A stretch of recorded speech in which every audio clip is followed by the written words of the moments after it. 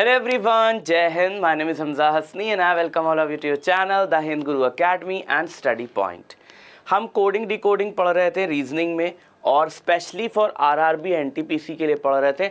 हाँ, लेकिन अगर अदर एग्ज़ाम्स में जिनमें भी रीजनिंग पूछी जाती है उनमें भी अगर आपको उसकी भी प्रिपरेशन करनी हो तो ये बहुत काम आएगा, ठीक है, क्योंकि रीजनिंग तो सेम ही होती है, बस लेवल थोड़ा बहुत ऊपर नीचे हो जाता है।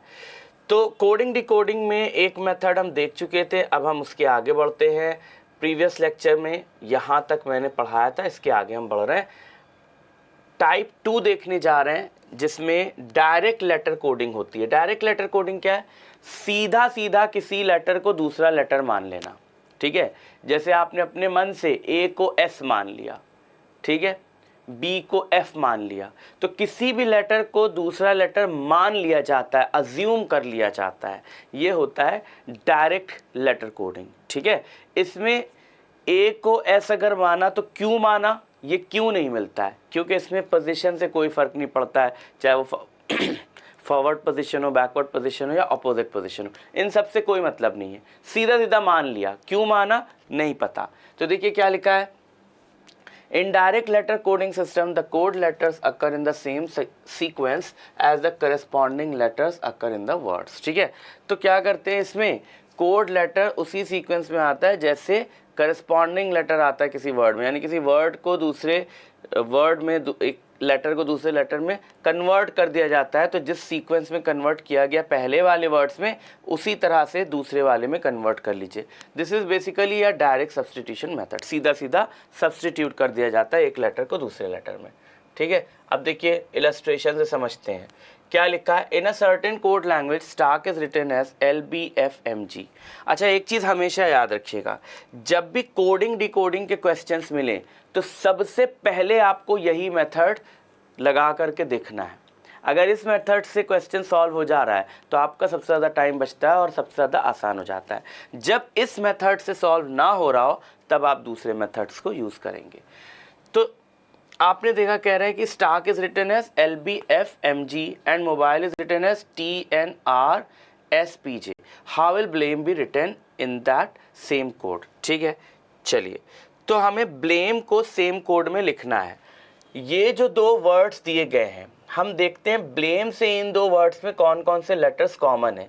जैसे कि बी कॉमन है, ठीक है, बी मोबाइल में भी आ रहा है ना, बी कॉमन है। अब यहाँ पर देखते हैं हम मोबाइल को इन्होंने जब कोड किया है तो बी के लिए क्या कोड रखा है, तो बी के लिए इन्होंने आर कोड रखा है। 1 2 3 थर्ड लेटर है ना, 1 2 3 थर्ड लेटर, तो थर्ड लेटर को इन्होंने क्या कोड किया हुआ है, बी को क्या कोड किया हुआ है, आर कोड किया हुआ है। तो हम आर अगर रखते हैं बी की जगह और देखते हैं कि क्या यहाँ पर कोई ऑप्शन है, कोई ऑप्शन है, तो बी एक ऑप्शन दिख रहा है जिसमें आर है। तो वैसे तो हम ऐसे भी डायरेक्टली क्वेश्चन बता सकते हैं, बट हम श्योर नहीं है ना कि इसी मेथड से किया गया है, इसलिए हम आगे भी करके देखें। अभी इनको माइंड से हटा दें, आगे भी करके देखें कि ये मेथड सही जा रहा है कि नहीं जा रहा है। फिर बी के बाद एल है, यहाँ पर कॉमन हो रहा है एल, है ना। एल के लिए उन्होंने क्या लेटर लिया है, तो ये सेकेंड लास्ट लेटर है, सेकेंड लास्ट लेटर पी लिया हुआ है, तो आर पी हो गया, बिल्कुल सही जा रहा है यहाँ पे। फिर आगे हमने देखा ए, तो मोबाइल में तो ए नहीं आ रहा है, लेकिन उसी लैंग्वेज में तो ये भी है ना, तो स्टार्क में ए आ रहा है। तो देखते हैं थर्ड लेटर को इन्होंने क्या कोड किया है, 1 2 3 थर्ड लेटर को इन्होंने एफ कोड किया है, यानी ए को इन्होंने एफ कोड किया है, तो बिल्कुल सही जा रहा है, ठीक है। फिर यहाँ पर एम आ रहा है, तो एम देखिए मोबाइल का फर्स्ट लेटर है ना, तो एम को क्या कोड किया है इन्होंने, टी कोड किया है, तो हमारा यहाँ एम की जगह टी आना चाहिए, टी आ गया, बिल्कुल सही जा रहा है, ठीक है। फिर यहाँ पर ई है ब्लेम में, मोबाइल का लास्ट लेटर ई है ना, ई को क्या कोड किया इन्होंने, जे, तो ई को क्या कोड करेंगे, जे, तो बिल्कुल सही आंसर आ गया, राइट। देखिए यहाँ पर सोल्यूशन में दिया हुआ भी है, क्या दिया हुआ है, देखिए इन्होंने पूरा लिख कर दिखाया है कि इन्होंने कैसे कोड किया है। इन्होंने ऐसे कोड किया है कि एस को एल कोड कर दिया, यहाँ पर देखिए दिख रहा है ना, एस को एल कोड कर दिया, टी को बी कोड कर दिया, है ना, ए को एफ कोड कर दिया, आर को एम कोड कर दिया, के को जी कोड कर दिया, ठीक है। ऐसे इन्होंने कोड किया हुआ है। ऐसे अगला इन्होंने करके दिखा दिया, है ना, मोबाइल में एम को टी, ओ को एन, बी को आर, आई को एस, एल को पी, ई को जे कोड किया है, ठीक है। तो इसी कोडिंग में जब हमने रखा अपना वर्ड ब्लेम, तो हमने इसी कोड को पकड़ लिया। तो कोड को जब पकड़ा तो देखिए क्या मिला, बी को आर इन्होंने रखा था ना, तो बी को हमने आर रख दिया। एल को इन्होंने पी रखा था तो हमने एल को पी रख दिया। ए को इन्होंने एफ रखा था तो हमने ए को एफ रख दिया। एम को इन्होंने टी रखा था, हमने टी रख दिया। ई को जे रखा था, जे। तो R P F T J हमारा कोड बन गया। Option B is the right answer, है ना। तो इसे कहते हैं डायरेक्ट कोडिंग। इसी तरह से देखिए इलस्ट्रेशन 10 भी है, इसको भी देख लेते हैं। तो देखिए क्या किया है इन्होंने, कह रहे हैं in a certain coding system sheep is written as GAXXR and bleat as HPXTN। अच्छा, आप देख सकते हैं यहाँ पर 2 बार ई आया, दोनों जगह इन्होंने एक्स रखा है, यानी डायरेक्ट कोडिंग है। ई को भी यहाँ पर एक्स रखा है, यानी डायरेक्ट कोडिंग है। ऐसे हम गेस भी कर लेते हैं, ठीक है। तो ये हमने देख लिया। अब कह रहे हैं स्लेट की जगह क्या होगा। तो सबसे पहले तो हमने ई पकड़ रखा है कि एक्स है, ई की कोडिंग क्या है, एक्स है। तो यानी कि स्लेट में लास्ट लेटर ई आ रहा है, तो हम वो ऑप्शन देखें जिसके लास्ट लेटर एक्स है। तो यही दिख रहा है, बाकी नहीं दिख रहे हैं। तो ये हम पहली बार में पकड़ सकते हैं। ये मैं जो बता रहा हूँ ये टाइम मैनेजमेंट के लिए बता रहा हूँ, लेकिन हर बार एकदम ओवर कॉन्फिडेंट नहीं होना है। सिर्फ एक लेटर लेकर के आंसर नहीं कर देना है। एक लेटर देख करके आंसर माइंड में निकाल तो लिया, लेकिन उसे कंफर्म ज़रूर करिएगा कि इसी मेथड से है कि दूसरे मेथड से है कोडिंग, ठीक है। तो इसलिए पूरा या कम से कम आधा तो रख करके देखना ही देखना है। तो आंसर के चांसेस तो ये बन गए, बट चेक कर लें कि ये सही है कि नहीं है। तो हम देखें कि इन्होंने क्या कोडिंग किया है ना। स्लेट को कोड करना था, स्लेट में और क्या आ रहा है जो इनमें कॉमन है। तो देखिए स्लेट में एस आ रहा है, तो एस शीप में भी आ रहा है। तो फर्स्ट लेटर इन्होंने क्या किया, एस को इन्होंने जी में कन्वर्ट किया। तो फर्स्ट लेटर हमारा एस किस में होगा, जी में कन्वर्ट होगा। तो सही दिख रहा है, ठीक है।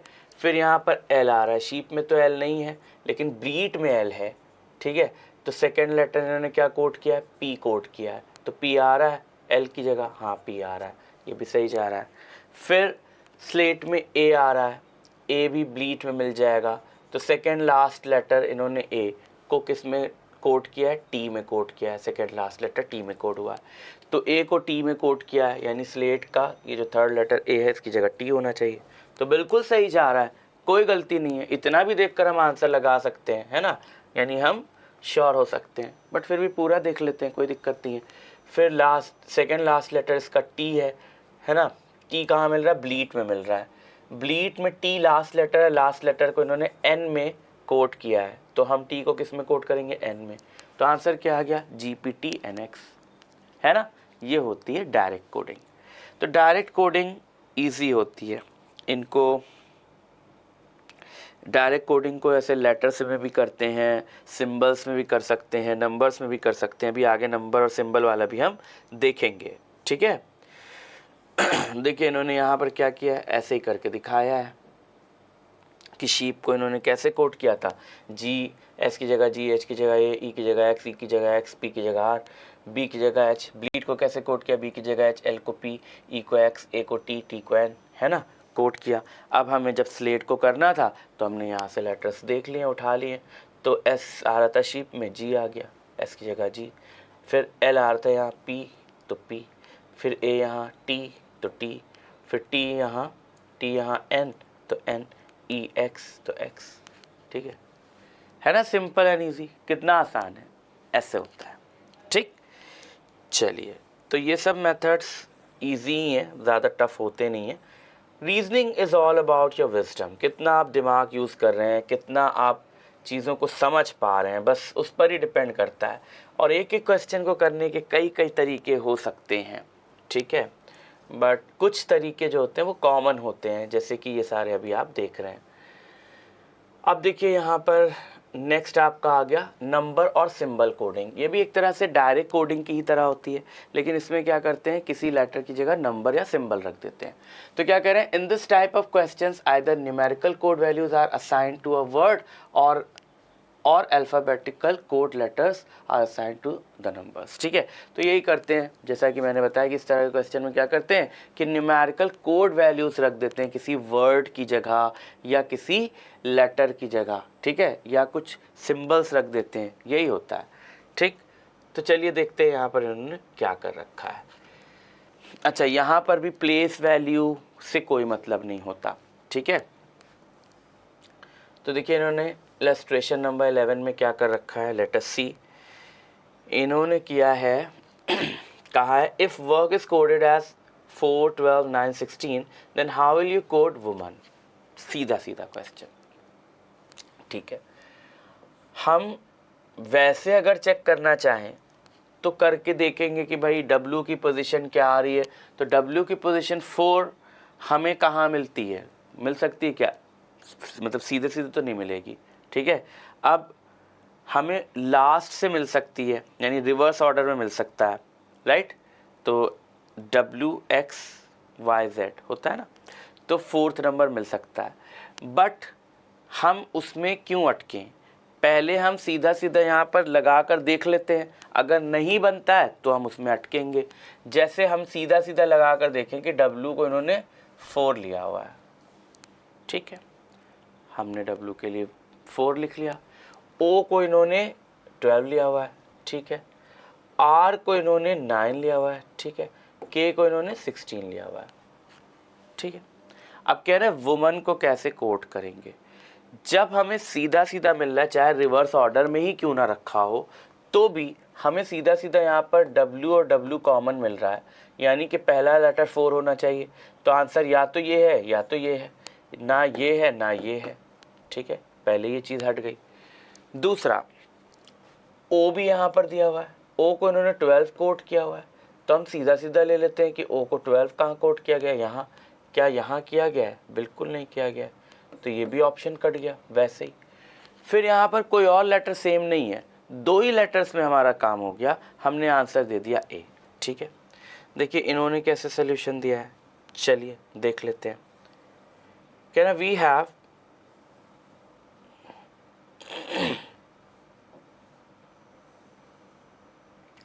देखो इन्होंने क्या कहा, we have W4 O12 R9 K16, है ना। अच्छा, अब अगर हमने सिमिलर लेटर्स देखकर डायरेक्ट कर लिया बिना टेंशन लिए, तो हम अगर मान लो वर्ड और बड़े होते या इतने सेम नहीं होते लेटर, तो हम ये भी देखते कि क्या इन्होंने रिवर्स ऑर्डर में किया है, तो बिल्कुल साफ मिल रहा है कि रिवर्स ऑर्डर में इन्होंने किया है। ठीक है, आपको यहाँ पर रिवर्स ऑर्डर याद करने के लिए मैंने बताया था कैसे कर सकते हैं ईज़िली, है ना। तो एक तो आपने डायरेक्ट सीधे जो ऑर्डर है वो याद कर रखा है, और एक आपने रिवर्स ऑर्डर याद कर रखा है। तो जब आपने याद कर रखा है तो आपको सीधा पता चल जाएगा भाई W के लिए 4 होता है ना, यहाँ पर दिया हुआ है, देखिए W के लिए 4 होता है, O के लिए 12। ये तो आप एजॉटी में भी देख सकते हैं, है ना। एजॉटी में क्या है, एक मिनट, एजॉटी में तो सीधा सीक्वेंस होता है ना। तो ऐसे अगर आप देखना चाहें एजॉटी में तो क्या हो गया, EJO, है ना। तो O कहाँ पर आ रहा है, 15 पर आ रहा है, 15 पर आ रहा है। मैंने आपको बताया था अगर आप रिवर्स निकालना चाहें तो सीधा सीधा ऐसे कर दीजिएगा, 27 में से -15 कर दीजिएगा, तो मतलब जो इसकी पोजीशन है वो कर दीजिएगा, तो 15 नंबर पर है ना सीधे में, तो -15 कर दिया इज इक्वल टू 12 आंसर आ गया। तो 27 में से फॉरवर्ड पोजीशन माइनस करके रिवर्स पोजीशन आ जाती है, तो 12 आपको पता चल गया रिवर्स पोजीशन है। इसी तरह से आप आगे भी कर सकते हैं, सिफ्लोरक्स में देख सकते हैं R है ना, फिर K भी आप इसी तरह से पोजीशंस निकाल के कर सकते हैं माइनस करके। अगर याद नहीं है तो, याद है तो वो सबसे अच्छी चीज़ है। ठीक है, तो ऐसे करके पोजीशंस निकाल लिया कि रिवर्स ऑर्डर में है। ठीक है, यहाँ पर भी रिवर्स ऑर्डर में है, कर दिया हमने। ठीक, चलिए आगे बढ़ते हैं। नेक्स्ट देखते हैं, ये कौन सा इलस्ट्रेशन नंबर था, 11 था, तो 12 भी होगा नीचे क्योंकि ये 13 है ना। ओके, अब देखिए 12th में देखिए, तो क्वेश्चन नंबर 12 हो गया। देखिए क्या कह रहे हैं, if Raju is coded as 11, 12, 13, 14, ठीक है, and junk is coded as 13, 14, 10, 9, then how will you code rank? देखिए, जब भी कभी आपको कोई ऐसा वर्ड मिले कोड करने के लिए जिसमें दिए गए जो वर्ड्स हैं जिनको कोड करके दिखाया गया है उनके सारे लेटर्स मिल जाएं, आर भी मिल रहा है, ए भी मिल रहा है, एन भी मिल रहा है और के भी मिल रहा है, सारे लेटर्स मिल रहे हैं, तो जब भी सारे लेटर्स मिल जाएं तब आपको समझने की ज़रूरत ही नहीं है कि इसको रिवर्स में है, फॉरवर्ड में है, कैसे क्या है, सीधा आप उन लेटर्स का कोड पकड़िए और रख दीजिए। जैसे आर का कोड पकड़ लीजिए, सीधा आर का कोड पकड़ा आपने, आर का कोड यहाँ पर क्या है 11, आर का कोड आपका क्या होना चाहिए 11। देखो पहले ही लेटर में आंसर मिल गया, बट हम कभी भी पूरी तरह श्योर नहीं होते हैं, हम आगे भी देख लेते हैं। ए की कोडिंग क्या किया इन्होंने 12, ए की कोडिंग क्या होना चाहिए 12, सही है। फिर एन की कोडिंग इन्होंने क्या किया है 10, एन की कोडिंग क्या होनी चाहिए 10। फिर के की कोडिंग क्या किया 9, के की कोडिंग क्या होना चाहिए 9। तो आंसर सीधा मिल गया 11, 12, 10, 9, ठीक है। तो इस तरह से आप सिंपल वे में कर सकते हैं। अभी ये इलस्ट्रेशंस हैं इसलिए ज़्यादा सिंपल हैं, क्वेश्चंस जब हम उठाएंगे तो प्रीवियस ईयर में पूछे गए और उसी तरह से मिलते जुलते मॉडल क्वेश्चंस सारे उठाएंगे। तो देखिए इन्होंने यहाँ पर कहा भी है, लिखा हुआ भी है सोल्यूशन में कि we have R11, A12, J13, U14, J13, है ना, पूरा इन्होंने लिखा हुआ है, जंक का भी पूरा है ना, सिमिलरली आर। अच्छा इसमें इन्होंने लिख भी दिया है कि here each letter is assigned a specific value, हर लेटर को अपनी स्पेसिफिक वैल्यू दी गई है। यहाँ पर रिवर्स फॉरवर्ड ऑर्डर ये सब कुछ भी नहीं है, ठीक है। अब देखिए कह रहा है illustrations 13 to 15 study the following letters and their corresponding digit codes following by certain conditions of coding and then. अब देखो 13, 14, 15 तीनों के लिए इन्होंने ऊपर एक चार्ट दे दिया और इस चार्ट में इन्होंने क्या कर दिया, सब के लिए कोड बना दिया। बहुत ध्यान से पकड़ना है, इसे समझना है। कोड क्या बना है कि अगर लेटर P है तो उसका कोड है 5, N है तो कोड है 3, A है तो कोड है 9, J है तो कोड है 1, I है तो कोड है 4, R है तो कोड है 6, E है तो कोड है 2, B है तो 7, U है तो 0, K है तो 8, ठीक है। कोई ऑर्डर नहीं, डायरेक्ट कोड बना दिया कि इस लेटर का ये कोड है, कोई ऑर्डर नहीं, ठीक। अब इसमें क्या करना है, यहाँ कंडीशंस भी दे दी। क्या कंडीशंस दे दी समझिए, if both the first and last letters are in a group are vowels both should be coded as $। बड़ी बढ़िया बात है। यानी अगर आपने कोई ऐसा वर्ड लिखा, जैसे आपने मान लीजिए लिखा, इस कंडीशन को समझिए क्या कह रही है कंडीशन, कह रहे अगर आपने कोई ऐसा वर्ड लिखा जिसका पहला और लास्ट लेटर वावल है, जैसे यहाँ पर देखिए मैंने पहला और लास्ट लेटर वावल लिखा है, तो इसकी कोडिंग में क्या होगा कि ये दोनों कोड $। बनाए जाएंगे। इनकी कोडिंग क्या है ये हमें यहाँ से पकड़ना है, लेकिन इन दोनों की कोडिंग $। हो जाएगी, ठीक है। आगे बात समझ में। अब जैसे यूरोप में मान लो मैंने ये लिखा है ना, तो ई और ई दोनों ई की कोडिंग $। हो गई। इस यू के लिए हमें ओ लिखना पड़ा, आर के लिए हमें 6 लिखना पड़ा, ओ है यहाँ पर, ओ नहीं दिया हुआ है, तो यहाँ आगे कोई ऐसा वर्ड नहीं देंगे जिसमें ओ आए, ठीक है। मान लो दिया होता, मान लो ओ को दिया होता इन्होंने 12, मान लो,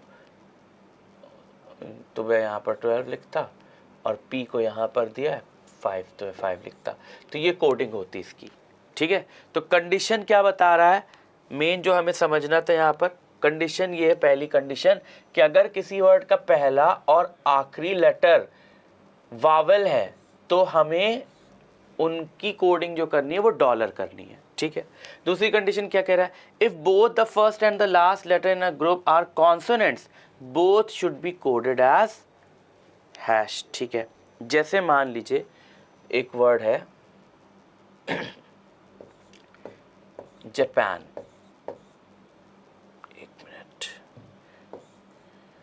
जापान है, ठीक है, जापान की कोडिंग करनी है।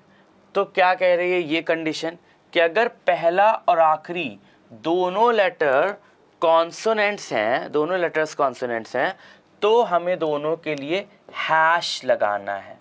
क्या लगाना है? हैश। ठीक है, दोनों वावल है तो डॉलर, दोनों कॉन्सोनेंट्स हैं तो हैश। ये क्वेश्चन की कंडीशन है। यानी अब यहाँ पर जो है उनको हम अपने हिसाब से कोड जो यहाँ लिखा है उससे करेंगे। तो ए के लिए 9, पी के लिए 5 और फिर ए के लिए 9। तो जापान की कोडिंग क्या बनेगी? ये बनेगी। क्लियर है? क्वेश्चन क्लियर है, कंडीशन क्लियर है। चलिए अब हम इलस्ट्रेशन देखते हैं।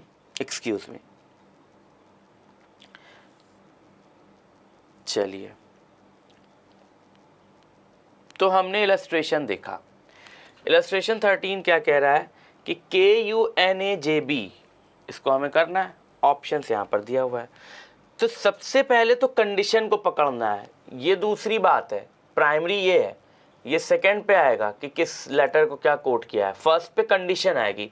कंडीशन ने हमें क्या कहा था? सेकंड कंडीशन ने कि अगर कोई भी वर्ड, कोई भी यहाँ पर कुछ भी लिखा है, अगर उसका पहला और आखिरी दोनों कॉन्सोनेंट है तो हम दोनों की जगह हैश यूज़ करेंगे। तो इनमें कौन सा ऑप्शन है जिसमें दोनों की जगह हैश है? पहला और आखिरी, सिर्फ सी है। तो वैसे भी कंडीशन देख के ही आंसर निकल आया सी, बाकी कुछ देखने की ज़रूरत ही नहीं है। लेकिन फिर भी अगर आप देखना चाहें तो आप कर सकते हैं। जैसे यू को इन्होंने क्या कोड किया? 0 0, ठीक है। एन को क्या कोड किया इन्होंने? 3 3। ए को क्या कोड किया? 9 9। 1 को क्या, नहीं सॉरी, जे को क्या कोड किया? 1 1। तो आंसर सी हो गया। ठीक है, इसको छोटा करना पड़ेगा वरना पूरा दिखेगा नहीं। तो हमने देख लिया कंडीशन कितनी इजी है। चलिए अब नेक्स्ट देखिए। नेक्स्ट है RBUKE। देखें क्या ये किसी कंडीशन पर फिट हो रहा है। पहली कंडीशन कह रही है कि दोनों लेटर्स अगर वावल हैं तो ही डॉलर होगा। तो यहाँ दोनों वावल नहीं है तो पहली कंडीशन नहीं हो रही है। लास्ट सिर्फ एक वावल है ना, ये तो वावल नहीं है ना, तो कंडीशन नहीं फिल हुई। दूसरी कंडीशन कह रही दोनों अगर कॉन्सोनेंट हैं तो हैश आएगा। तो यहाँ दोनों कॉन्सोनेंट भी नहीं है। उसने ये नहीं कहा कि वावल की जगह डॉलर आएगा और कॉन्सोनेंट की जगह हैश आएगा। कंडीशन ये नहीं है। कंडीशन ये है कि पहला और आखिरी लेटर दोनों अगर डॉलर्स हैं, सॉरी दोनों अगर वावल्स हैं तो डॉलर आएगा, और दोनों अगर कॉन्सोनेंट हैं तो हैश आएगा। दोनों में एक है तो नहीं, तो फिर जो कोडिंग दी गई है वही होगी। ठीक है, तो यहाँ दोनों कंडीशंस नहीं बन रही हैं। जब दोनों कंडीशंस नहीं बन रही हैं तो सीधा सीधा हम कोडिंग करेंगे।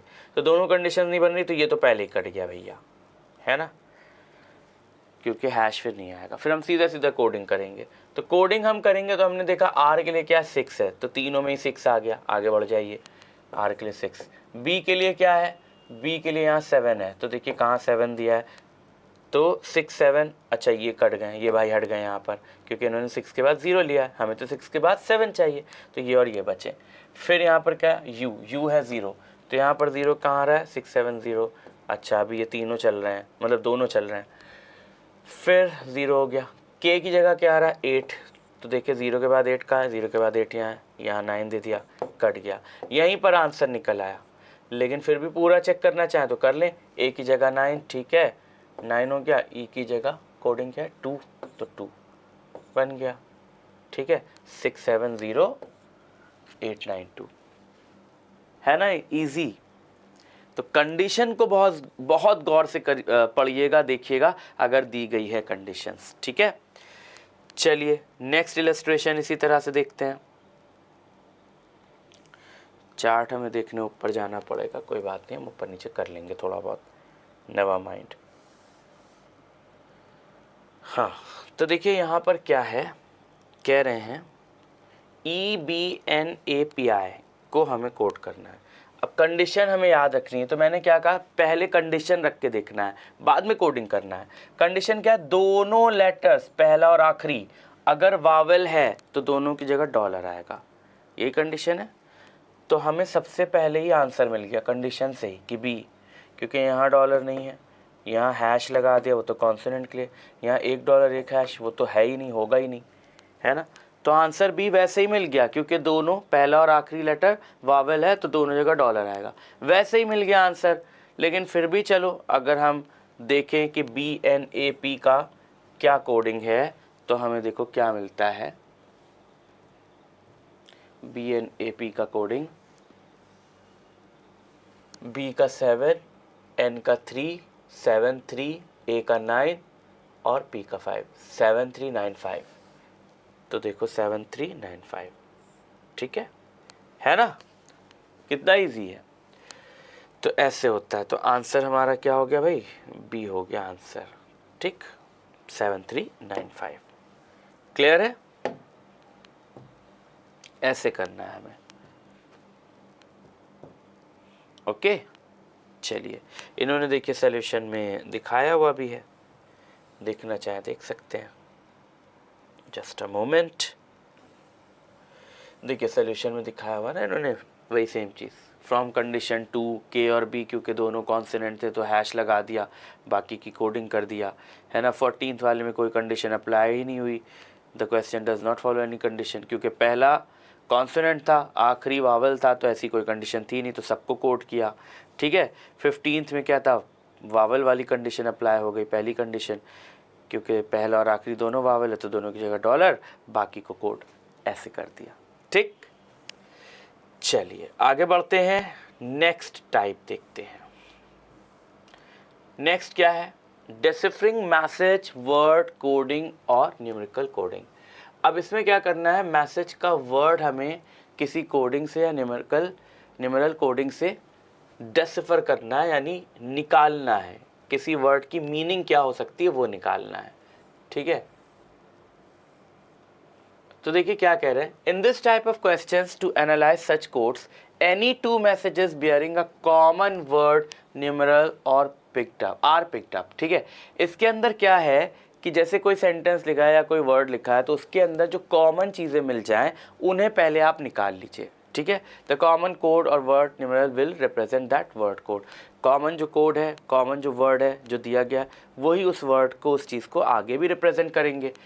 Proceeding similarly by picking up all possible combinations of 2, the entire message can be decoded and the codes for every individual word numeral can be found, ठीक है। तो अगर आप कॉमन वाला निकाल लेते हैं तो उससे किसी दूसरे सेंटेंस की, कंप्लीट सेंटेंस की मीनिंग भी डिकोड की जा सकती है, और अगर किसी दूसरे सेंटेंस में किसी वर्ड को अलग तरह से लिखा गया है तो वो भी निकाला जा सकता है कि इस वर्ड को ये कहा गया होगा, ठीक है। तो ये होता है हमारा डिसिफरिंग मैसेज, वर्ड कोडिंग और न्यूमेरिकल कोडिंग। तो देखिए इलस्ट्रेशन 16 में हम देखते हैं, बहुत आसानी से हमें समझ में आने वाला है। क्या कह रहे हैं, कह रहे हैं in a certain code language it pit sit means I am a boy, it nit sit means I am girl, ठीक है, I am boy, I am girl. Which of the following means girl, इनमें से girl किसकी meaning है, फौरन निकाल सकते हैं। देखिए क्या मिल रहा है, इट पिट सिट। अब देखिए इसमें और इस कोडिंग में क्या डिफरेंस है, इट यहाँ भी है, यहाँ भी है, ठीक है, निट यहाँ नहीं है, यहाँ है, सिट यहाँ भी है और यहाँ भी है, यानी इट और सिट दोनों मैच कर गए, ठीक है, इट मैच कर गया और सिट मैच कर गया, ठीक है। इसका मतलब आई और ए का सेंस ये दे रहा है, ठीक। अब डिफरेंस किस में आ रहा है, यहाँ पिट आ रहा है, यहाँ निट आ रहा है। इसका मतलब पिट का मतलब बॉय होगा और निट का मतलब गर्ल होगा, क्योंकि यही दोनों अलग हो रहे हैं। क्वेश्चन पूछा गया इनमें से किसका मतलब गर्ल है, तो ऑब्वियसली यहाँ पर अगर इट निट सिट का मतलब आई एम गर्ल और निट ही अलग वर्ड है तो इसका मतलब गर्ल निट है, ठीक है। तो आंसर डी हो जाएगा। देखिए यहाँ सोल्यूशन में दिया गया है इट पिट सिट, तो इट और सिट को आई एम मान लिया, इट और सिट को आई एम मान लिया, पिट मतलब बॉय निकाल लिया, निट मतलब गर्ल निकाल लिया, ठीक है। ऐसे होता है ना, सिंपल। चलिए आगे बढ़ते हैं, इसी तरह के और क्वेश्चंस और इलस्ट्रेशंस देखते चलते हैं हम। नेक्स्ट इलस्ट्रेशन क्या है? ओके, ये है। In a certain code language 786 means study very hard, 958 means hard work pays and 645 means study and work. ठीक है, which of the following is the code for very? आसानी से निकाल लो। देखो पहले सिमिलर सिमिलर पकड़ो। क्या लिखा है? In a certain code language 786 means study very hard. तो स्टडी के लिए ऐसा हम अज्यूम कर सकते हैं कि स्टडी के लिए 7 आया, लेकिन नहीं, सॉरी, अगर ऐसे लेंगे तो वेरी का आपको सीधा निकल आएगा। ऐसे नहीं लेना है, आपको पहले सिमिलर कोड लेना है। ठीक है, देखिए स्टडी वेरी हार्ड लिखा हुआ है, 786 की मीनिंग। सिमिलर कोड क्या है? यहाँ पे देखते हैं कि यहाँ 7 आ रहा है, यहाँ 7 नहीं आ रहा है, और यहाँ भी 7 नहीं आ रहा है।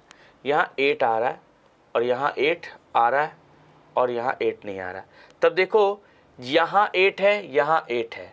ठीक है, दोनों जगह 8 है। अब इन दोनों जगह पर वर्ड कौन सा कॉमन है? दोनों का कोडिंग कॉमन हो गया।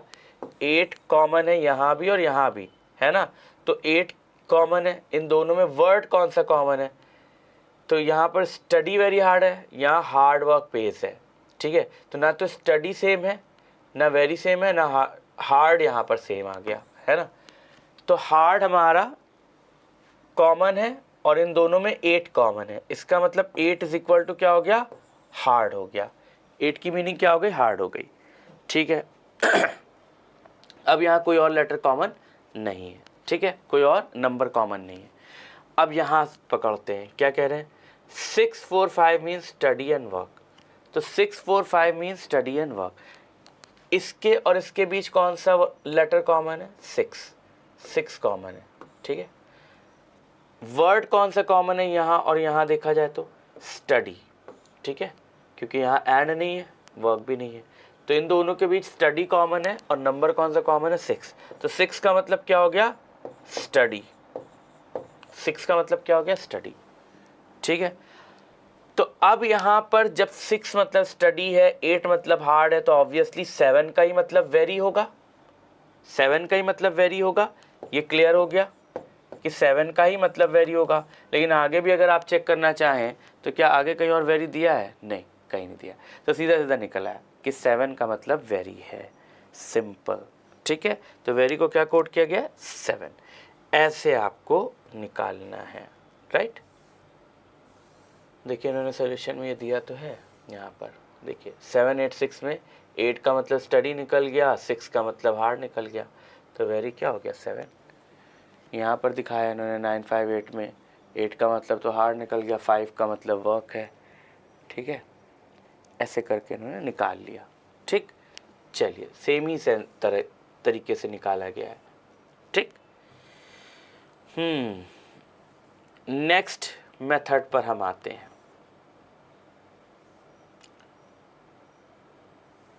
अब नेक्स्ट मेथड क्या है? देखिए आज सारे मेथड्स पढ़ाकर ख़त्म कर दूंगा।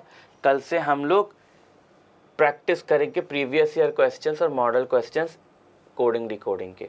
ठीक है, क्योंकि रीजनिंग के बारे में वैसे तो सभी सब्जेक्ट के बारे में ये होता है, जितना आप प्रैक्टिस करेंगे उतना सीखेंगे, लेकिन रीजनिंग क्योंकि एक विजडम पर ही पूरी तरह से डिपेंड करता है, मेमोरी पर ज़्यादा डिपेंड नहीं करता है, विजडम पर ज़्यादा डिपेंड करता है, तो इसलिए रीजनिंग को ज़्यादा से ज़्यादा प्रैक्टिस करना पड़ जाता है।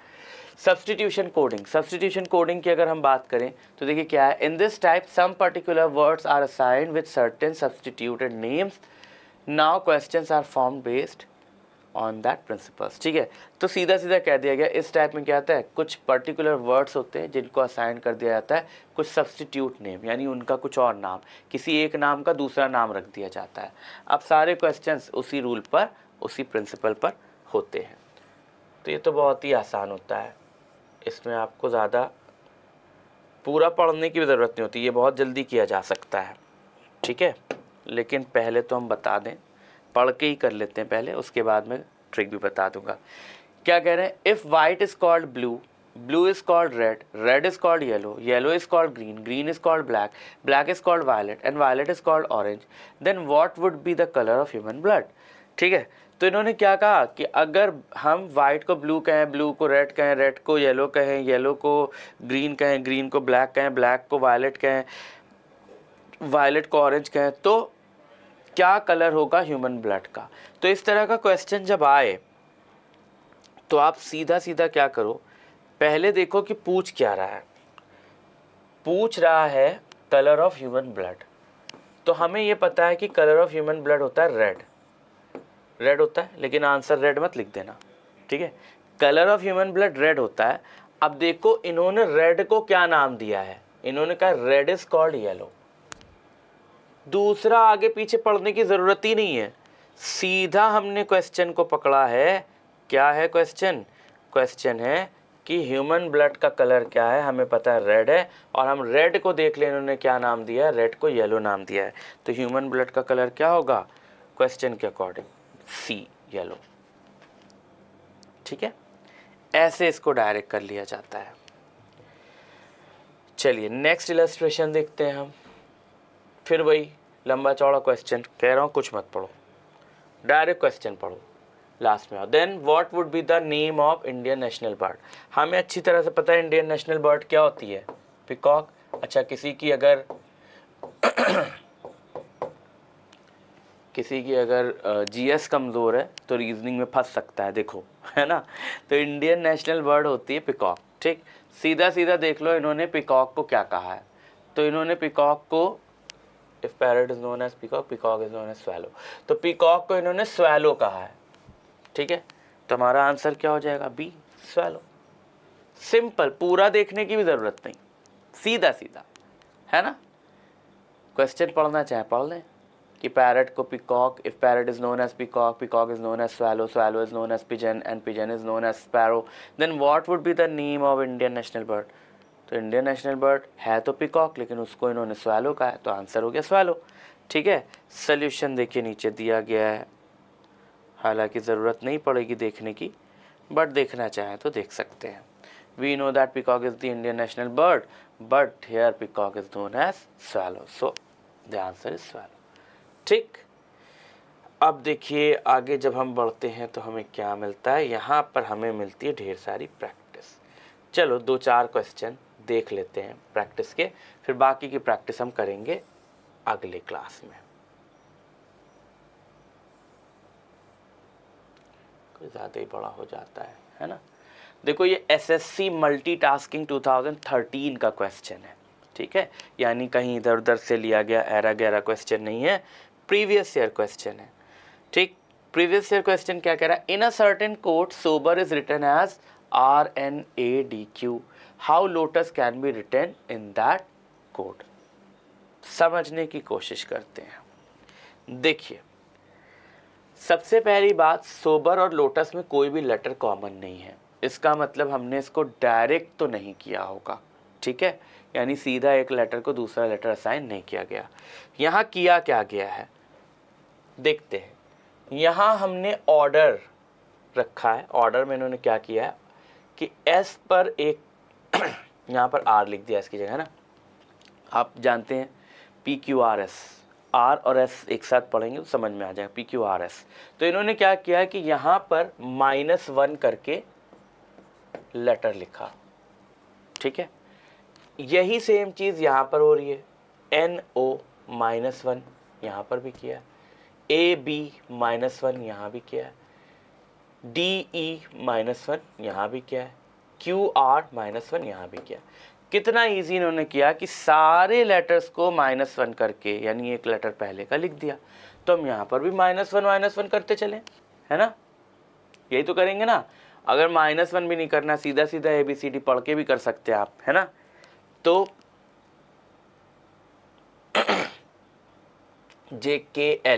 KL होता है, L से पहले क्या आता है, -1 करते तो K, NO MNO होता है ना, N, है ना, ST S, -1 करते चलेगा, UV होता है ना, STU TU, तो यहाँ U की जगह T, RSR, KNSTR, देखो कहीं दिख रहा है? A is the right answer. हो गया ना? कितना इजी है, -1 किया, हो गया, खत्म, कुछ करना ही नहीं है, वेरी इजी, राइट? चलिए कोई बात नहीं, आगे बढ़ते हैं। ओके, आ जाते हैं नेक्स्ट क्वेश्चन पर। क्या कह रहा है? अच्छा, ये SSC CGL का है। CGL जिसे आप one of the toughest exams मानते हैं, ठीक है, उसमें पूछा गया क्वेश्चन है 2013 में। क्या कह रहे हैं? If meat is written as team then bell is written as, ठीक है, कह रहे हैं अगर मीट को हम टीम लिख दें तो क्या होगा, बेल को क्या लिख सकते हैं? कितना आसान काम इन्होंने किया है। देखो EA अपनी पोजीशन पर है, ठीक है, M और T की पोजीशन चेंज कर दी। क्या कर दिया भाई?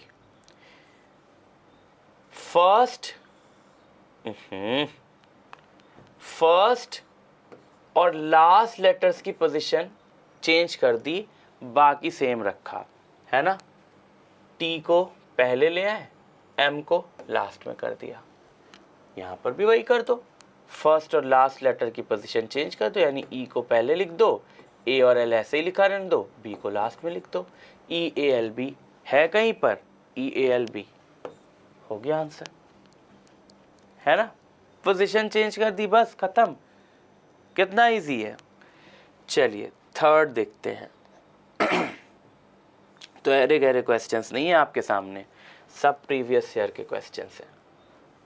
SSC CGL 2013 का ये भी है, ठीक है।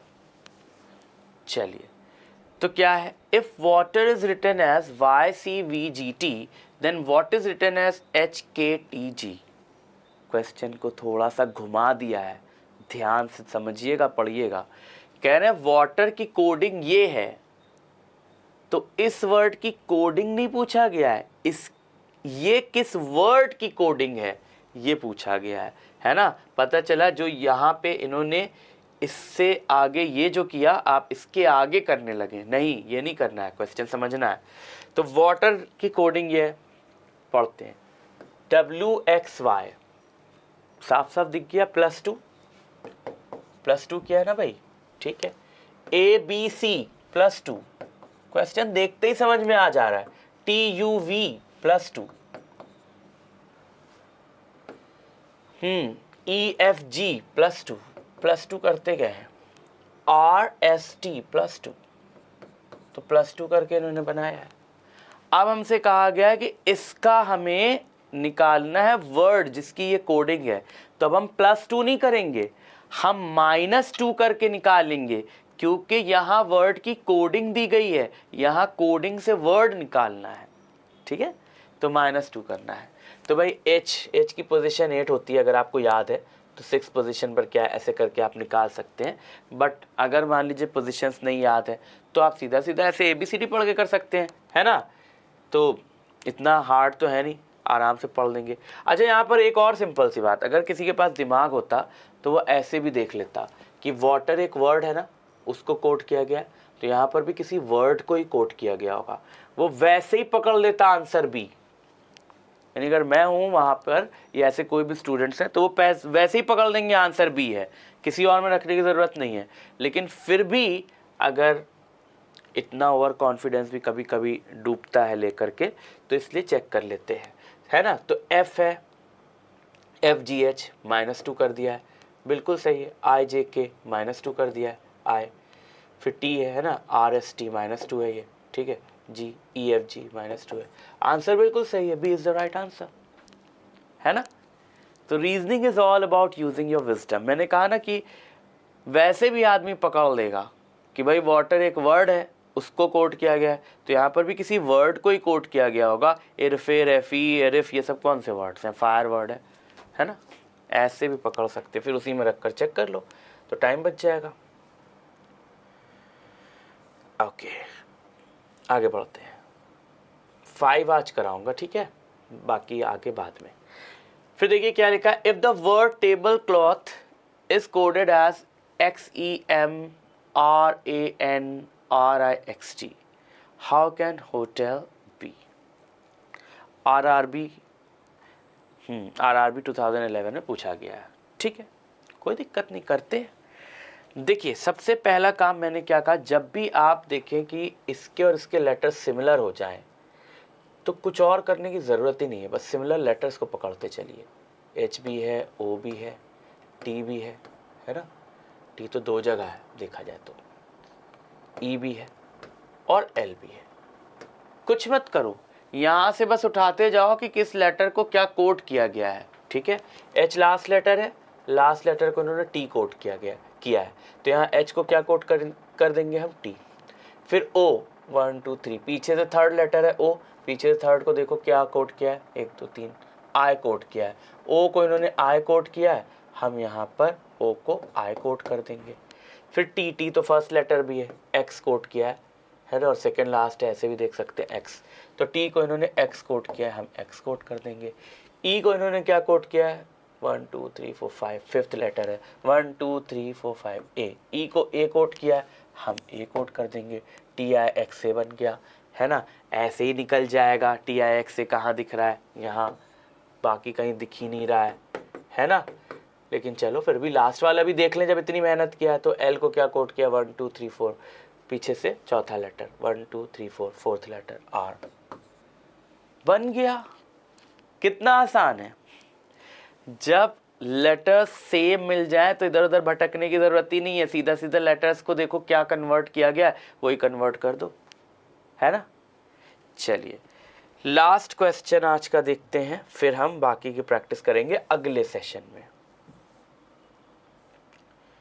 SSC CPO का क्वेश्चन है, देखो CPO का क्वेश्चन आ गया, ठीक है। क्वेश्चन क्या कह रहा है, if carrying is coded as EDVGKC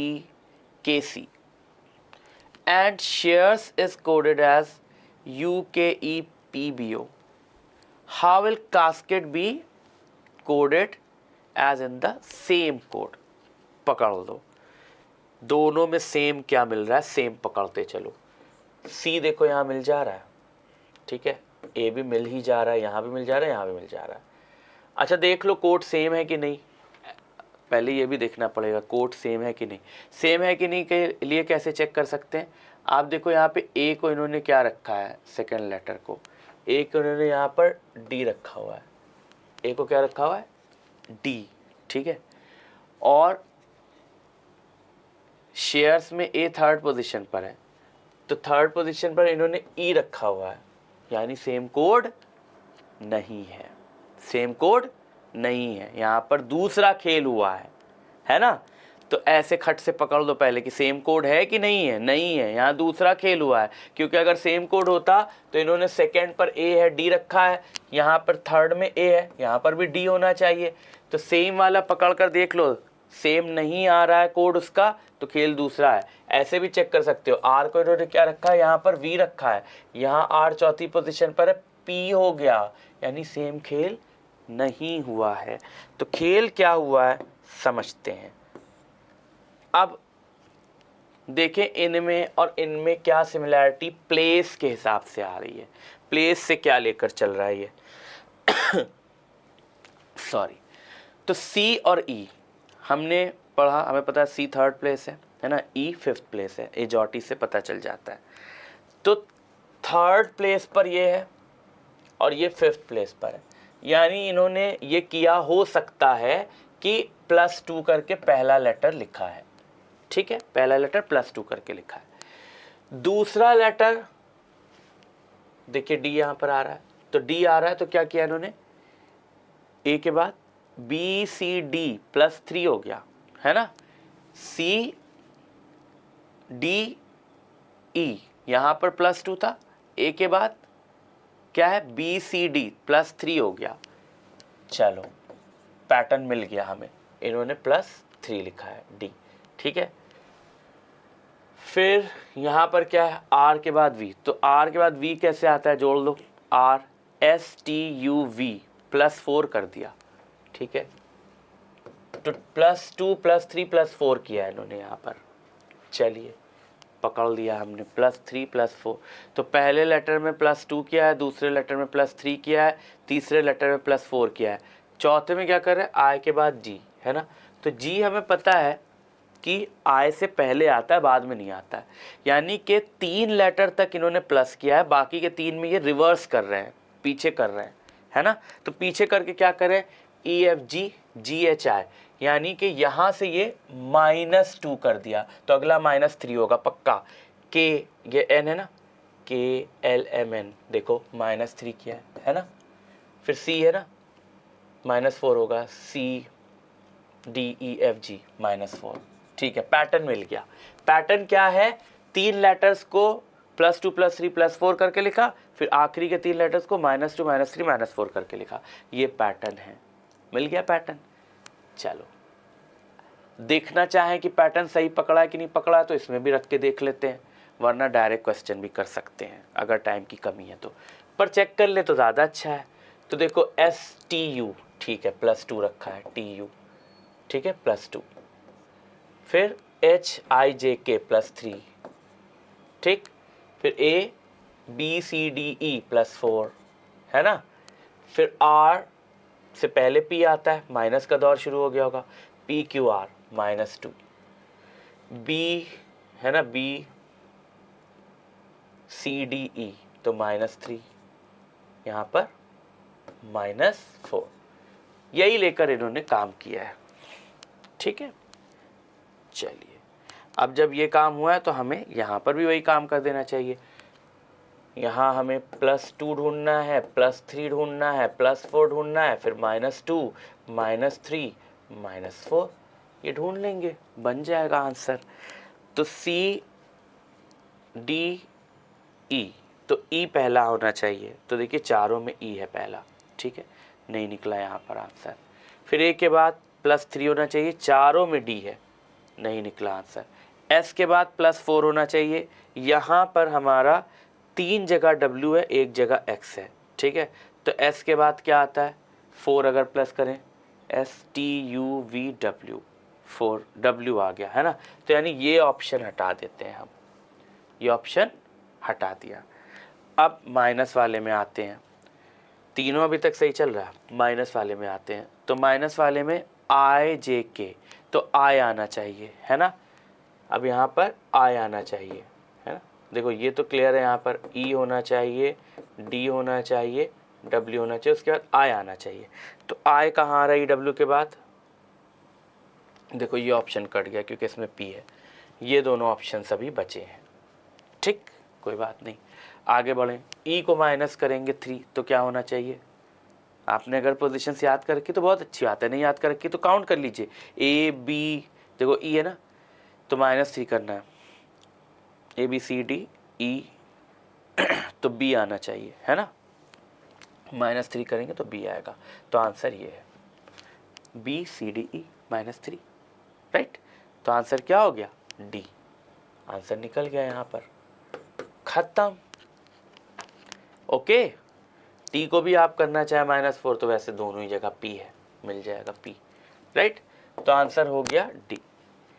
तो ऐसे होता है ये। तो देखिए ये वाला क्वेश्चन थोड़ा सा टफ था, है ना। इसी तरह से और भी क्वेश्चंस हम देखेंगे, प्रैक्टिस करेंगे, एंड आई होप खूब अच्छी तरह से सीखेंगे। मिलते हैं अब हम नेक्स्ट लेक्चर में, तब तक के लिए बाय, जय हिंद।